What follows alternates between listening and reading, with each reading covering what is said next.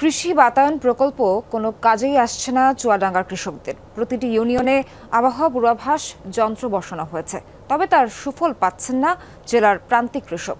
মুখ থুবড়ে পড়েছে বিগত সরকারের 212 কোটি টাকার প্রকল্প।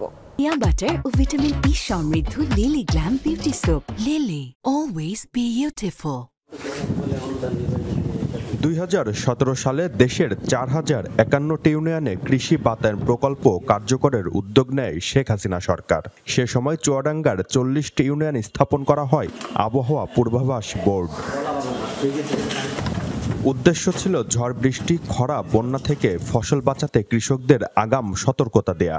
তবে সেটি বাস্তবায়ন হয়নি। কৃষকদের ক্ষোভ, এই প্রকল্প থেকে কখনোই সুবিধা পাননি তারা। প্রতি বছরই প্রকৃতির সাথে চলছে লড়াই।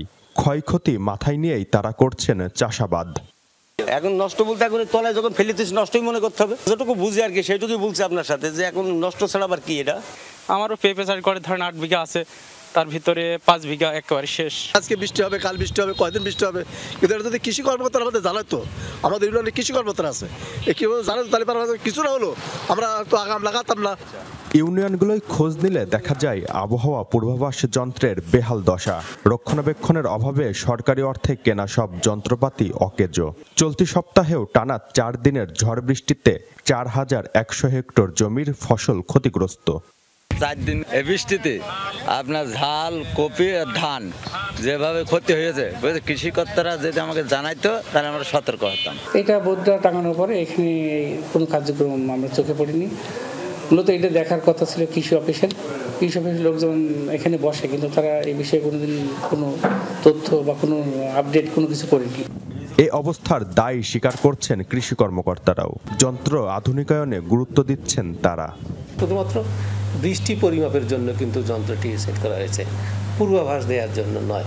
পূর্বাভাস পেতে গেলে আমাদের কিছু ওয়েবসাইট আছে, এই ওয়েবসাইটগুলো যদি তারা একটু সার্চ দেয় তাহলে তথ্যটা পেতে পারে।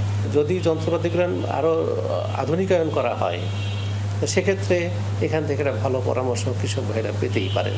সরকারি তথ্য অনুসারে কৃষি বাতায়ন প্রকল্পে প্রতি ইউনিয়নে বরাদ্দ ছিল 5 লাখ টাকা।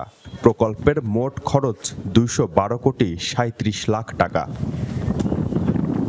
জিসান আহমেদ, যমুনা নিউজ, চুয়াডাঙ্গা।